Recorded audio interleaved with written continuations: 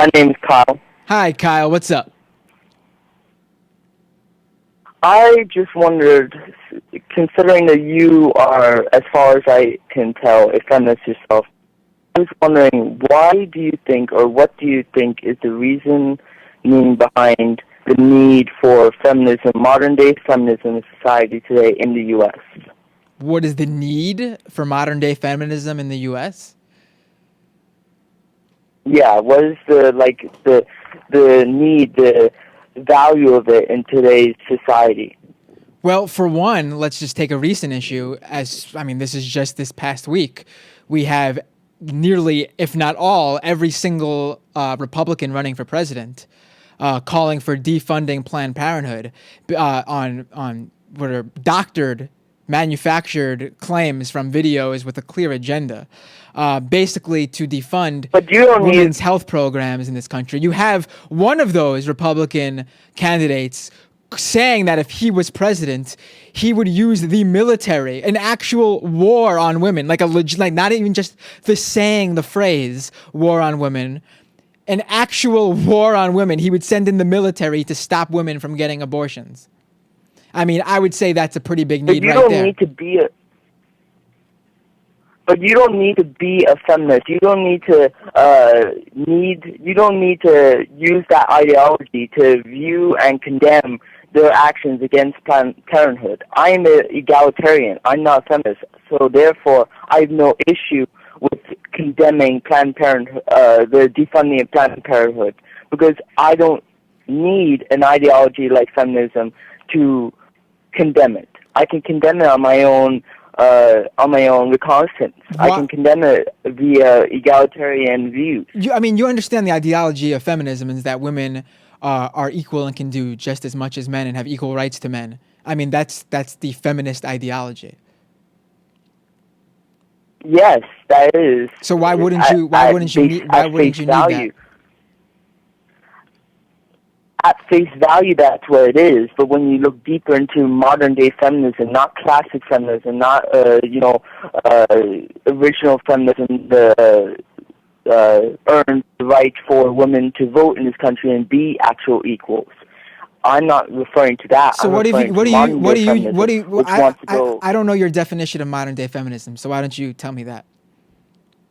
It's basically an SJW movement to control any content created by people or any views of people today. They're trying to control content? Yes, they're trying to condemn it outright. Is there any politician in office that declares themselves a modern day feminist with the intent to ban content, or is there any policy pushes to ban content from people who claim themselves to be modern day feminists? Because all I see is modern day. I'm not referring to any politician. What was that? I'm not referring to any politician. Because I don't see what the issue with modern day feminism, because that's, to me, I mean, what I'm seeing, I mean, you said the term SJW, social justice warrior, which I find to be a funny term because I find nothing wrong with it. I don't see anything wrong with fighting for social justice. And I mean, if you want to call someone who does that a social justice warrior, I mean, that's a great name for it. It sounds good. I consider myself to be a social justice warrior. I fight for social justice. I think feminism and what did you say you were? I'm sorry. What was it that you said you were? Egalitarian. I mean, those are one and the same. I mean, I don't see the difference between the two of them. One's just a term that men usually, who don't want to call themselves feminists because it doesn't sound manly for them. That's pretty much the people who I see calling themselves that. Because basically it's the same exact thing as feminism. The reason I wouldn't call myself feminist or go that far even is because the people under that ideology, the people under that umbrella of that ideology are very toxic and only focus on women's issues and only have this sort of double standard type thing between women and men in what are your feelings about Black Lives Matter? I think that the movement, its intentions and its views are good, but I think that the name itself is a what's the word for where it's pushing away others. What's the word for But you don't think both. Where it makes other. But you don't think both something like feminism that, and Black Lives Matter are focusing on a specific because those specifics are being ignored in the mainstream? I mean, the reason feminism focuses on women's issues is because it's the women's issues that they need to focus on, because there's enough out there helping men. I mean, do you need them out there saying, you know, women and men should all be CEOs? I mean, look at the top CEOs of the Fortune 500. I mean, they're pretty much all men. They don't need to be out there saying, we need women and men CEOs, because that's not necessary to say. People already see, it's established. Men can be CEOs. That's not something they need to say. So they're out there pushing forward the issue, which is women can do this too. And that's just one example off the top of my head. I'm just going with that example because that's the first thing I thought of off the top of my head. Black Lives Matter is doing the same thing. Obviously, all lives matter, but the police are not mass murdering everybody of every color. There's a specific issue we're seeing where black males are being killed, and women, black men and women are being killed by police in a proportion that's not equal to white men and women, not even close. So that's why they focus on the Black Lives Matter. Yes, all lives matter, but their message is Black Lives Matter too. Do you understand what I'm saying here? I understand what you're saying there, but the term Black Lives Matter is the same thing as like straight pride. You know, it does not unite all groups of people. It makes people feel as though they are not welcome. But how does it not unite all groups of people? Because everybody should agree that Black Lives Matter. And if you do not agree with that, you are a white supremacist. You are a racist. You are a Ku Klux Klan member. Who can disagree with the term Black Lives Matter? The term is not Black Lives Matter and white lives do not. The term is Black Lives Matter. How can you not agree with that term? How is that a divisive term? I think the term itself does not unite all groups. I think it pushes away different groups and it makes other groups feel unwelcome. I don't see how that makes anyone feel unwelcome. I mean, if you said AIDS is bad and if someone tells you AIDS is bad and you have cancer, do you feel like AIDS is bad is a term that excludes you because you have cancer? No, I wouldn't. Then why do you think that the term Black Lives Matter excludes you? Because you are, I don't know what you are, white, Hispanic, Asian. I don't hold this opinion very strongly about the movement. I think the movement is a good thing. Their intentions are good. Their views are good. I just think specifically, if one issue that I could point out specifically with them is coming after Bernie, I think they're coming after him a bit too strong. They're not focusing enough on other issues. Okay, no, I mean, that's fine and good. I'm using Black Lives Matter to discuss what you called in about, which was feminism. So I just wanted to get that straight. I mean, it's the same thing. I mean, you can't have an issue. If you care about one issue, that doesn't mean you don't care about every other issue. If your focus is on women's rights, it doesn't mean you don't care about men. If your focus is on black lives, that doesn't mean you don't care about white lives. If your focus is on AIDS awareness, it doesn't mean that cancer doesn't matter to you.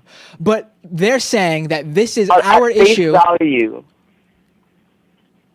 Okay. At face value, the term of feminism is a good thing. But when you look into the people who are under the umbrella of that term, when you look into the people there, they do not treat it as a movement that is for equal rights, but a movement that is for more rights and prejudice, aka double standards. I don't know. I do not know one. I don't know one woman who is legitimately out there fighting for women to have more rights than men. I do not know one person fighting for that. If you could name an issue. Go ahead. Yes, I could actually.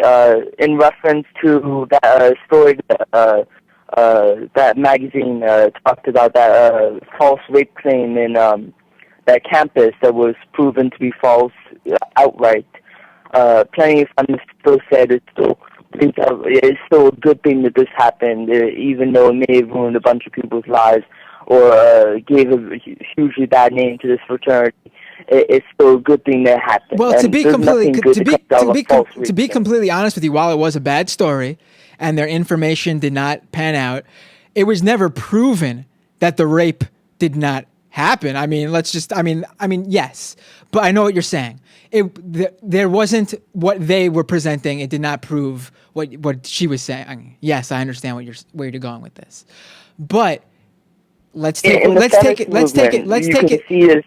what you're saying. That one claim does not mean that every woman who comes out and says that they got raped in college, or even the majority, or even close to it, it does not mean that their claim should be taken at any less than face value. I agree with that. At the same time, you cannot. You see, from what you can see, if you go and look for it, you can find that they would argue for people to side with rape allegation instead of going and looking for the facts first. What are your feelings on? I'm going to go with this. What are your feelings on Bill Cosby? On Bill Cosby? Yeah. Once he got into his 20s, I really believed it. So it takes 20 women to say that this person raped me for you to believe them? I believed it. I had my high suspicions from the start of it, but I wasn't going to full out condemn him until there was some evidence that came out, or it was truly a massive thing. Well, either number. We're gonna wrap it up here, but either you believed the first woman, like you said, you had suspicions when she came out, which means you're doing exactly what you're supposed to do, but what you're condemning. Or it takes 20 women to say this man raped me for you to believe him. I mean, it's really one or the other. I don't really understand. It either takes one woman with plenty of evidence or a massive amount of people. Because without evidence, you cannot make a full-on outright. Well, number one, anyone can really condemn you in the public opinion. You don't need any evidence for someone to hold an opinion. Of course you can, but you shouldn't. Well, that's debatable too, because I take it differently. So what would to you be evidence that a woman has that you believe her right away? One woman comes out, says, this man raped me, and you say, show me the evidence, and she shows you this evidence and you believe her. What is an example of that evidence? Something to do with DNA possibly, or forensics, along those lines. Have you engaged in consensual, I'll assume, intercourse before? No, I'm 14. Okay. You're 14. Okay. Let me tell you something. When you engage in intercourse with a woman, dude, you need to get off of the radio and go get the business. You're 14. Very rarely is a woman thinking, I need to get this very rarely is DNA left behind, first of all. Very rarely are they saying, I need to hold on to this DNA in case they rape me. Very often, in some of these cases, a woman is interested in a man, especially in college, and they're making out, and he goes ahead and continues it further against her wishes. That is rape as well. So many times, this DNA is not available because they would have taken a shower, because they feel horrible about what happened. They're not sure if someone. They're not sure. But what's this? I'm sure there could be easily other evidence. What is this other evidence? I am interested because you're 14. I want you to learn something here. Some other evidence of the person being with that person throughout the night. Or throughout whatever but then the guy will just claim. But then making the allegation that. But then the guy is just going to claim. This happens all the time. Many of these cases, the guy comes out and says, "Yeah, I had sex with this woman. She wanted it. She was asking for it. She didn't say no." So just proving that she was with him. I mean, I'm sure many of these cases that you read about that you disagree with, that you say this man's innocent. I'm sure the majority of them. How would you go about this? How would you go about dealing with an allegation of rape? How would I deal with an allegation of rape? I would believe the woman, and then Go about it, yes. and then I would support the woman, and I would let the court of law and the authorities proceed with the legal proceedings. Now, whether it shows the guy to be, you assume out. whether the system. So you assume outright that the guy was guilty without any reasoning behind it besides the woman's allegation. I would assume that I would assume that the guy was guilty. This is my opinion. That he was raped the woman.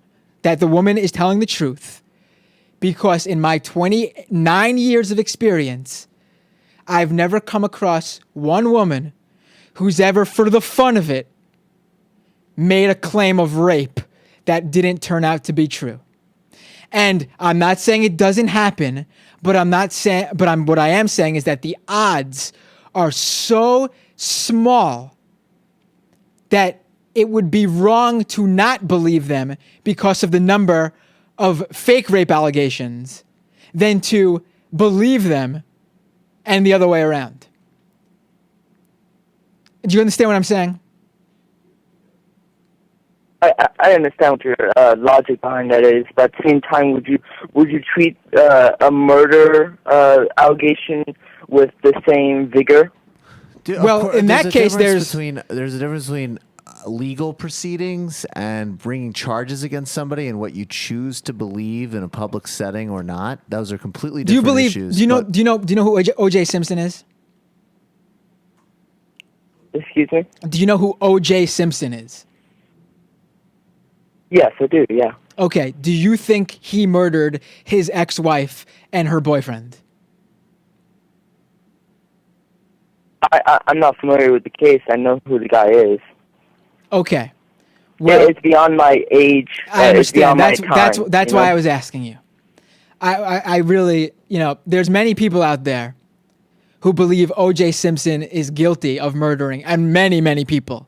I mean, the evidence pretty much points to him murdering his wife. And I think it's wrong. I think it's condemnable and wrong to just assume outright and overall just condemn someone for any crime they're accused of and just overall ostracize them from society, because that's what inevitably happens. Okay, when people just outright assume. I think I can agree with you to some point that it sucks if you turn out to be completely innocent and actually are, and someone accuses you of something. But to completely, and I'm going to leave you here. I invite you again to please. You're 14 years old. Stay in tune to politics. Read up. Pay attention. Listen to this show. I welcome you to please call in again. But to use the fake rape allegation example as your main, I'm going to assume it's your main because that's the one you went with, reason to not support feminism, you need to read more about feminism and what feminists fight for. But again, please call in again. You're 14. Stay involved. Stay active. Learn, and hope to talk to you again. Oh, and that's why the guy Sargon that you condemn for his views, he mentioned you in one of his commentaries. Oh, I'm sure he did. Sargon has a real love of me. He loves to use the same clip from over a year and a half ago. I'm sure he loves talking about me. He needs some new material. Go out and start dating girls and interacting with them and stuff, and that will also help too. Okay? Have a good one. Take care, man. Bye.